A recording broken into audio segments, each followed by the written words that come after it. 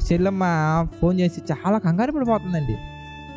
అన్నయ్య నా పరిస్థితి ఏం అర్థం కావట్లేదన్నయ్య, 28 సంవత్సరాలు వచ్చాయన్నయ్య, నాకు ఇంకా ఏ సంబంధం కుదరట్లేదన్నయ్య, ఎలాగన్నయ్య అలాగన్నయ్య ఎలాగన్నయ్య. Have faith on God. దేవుని చిత్తం కొరకు నిజంగా నువ్వు ఆశపడుతున్నావా? దేవుని చిత్తాన్ని నీ పట్ల జరగాలని నువ్వు నిజంగా ఆలోచిస్తున్నావా? ఆలోచన కలిగి ఉన్నావా? ఒకవేళ అలా ఆలోచన కలిగి ఉంటే అబ్రహాం గారిని ఒకసారి చూడు చెల్లమ్మా.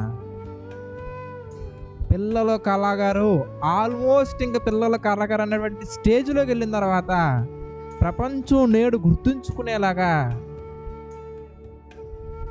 ఈ దేవుడికి ఇంటి పేరుగా మాట్లాడుకుంటూ ఉంటాడండి, ఇస్సాకు దేవుణ్ణి అని. నేను అలాంటి వండర్ఫుల్ సన్ని, కుమారుణ్ణి దేవుడు అబ్రహాంకి అనుగ్రహించాడు.